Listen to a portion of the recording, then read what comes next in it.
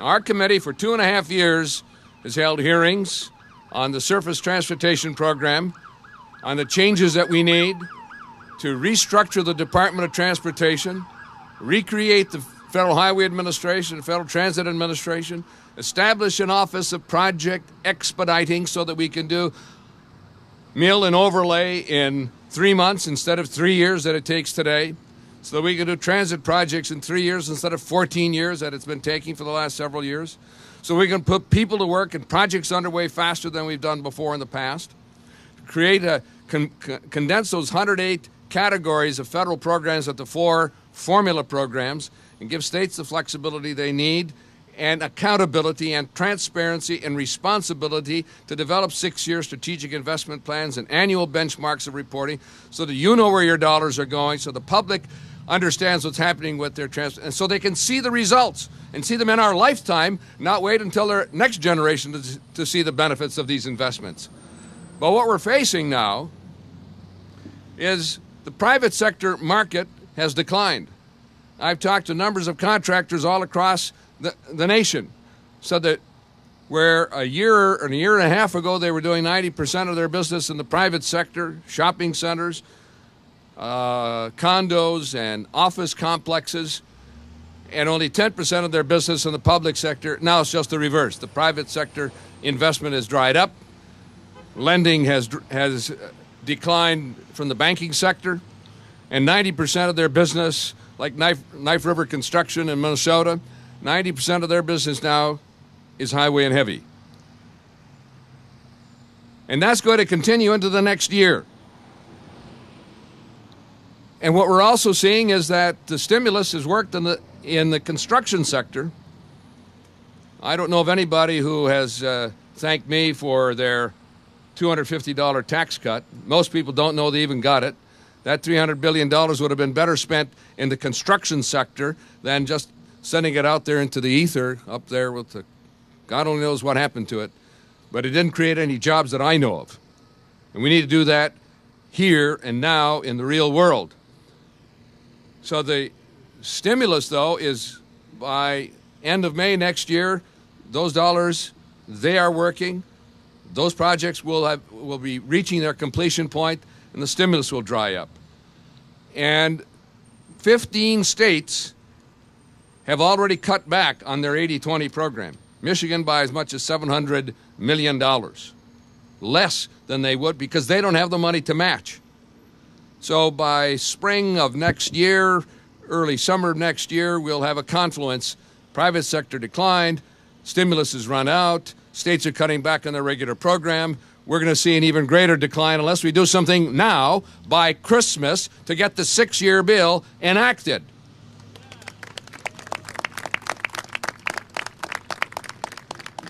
McGraw-Hill construction forecast says the level of construction starts will decline 25% this year. That's the third in a 3-year decline of construction numbers. It's down 39% from just 3 years ago.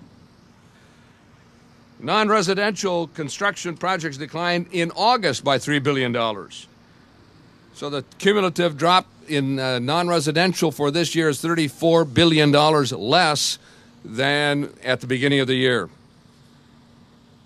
The survey of states showed that 15 states have already cut back. Another 19 will cut back on their 80-20 program next year. That means that whatever gains we've made in the stimulus side will be offset by losses on the regular program side. Those are real numbers. We've done a survey of committee staff and I and the Associated General Contractors, the AASHTO, and the ARTBA, and your own organization of AED and AEM. You have all and we're seeing this happening. It's real, so it's not a guess. Those sort of discouraging, disappointing, unsettling numbers are real. They're going to happen. We know that now. So let's act now. Construction equipment sector has lost 37% of the workforce. Those flags are real. Every one of those represents 100 jobs lost. It means people are not working, they're not contributing to the economy, they're drawing unemployment checks, and some of those have run out. And others are on the verge of losing their mortgage as well as having being on the edge of or having already lost their health insurance.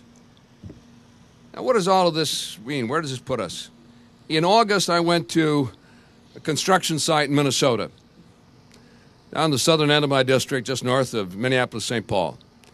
Interstate 35. They're doing 7 miles and 4 lanes. That's 28 miles of rebuild.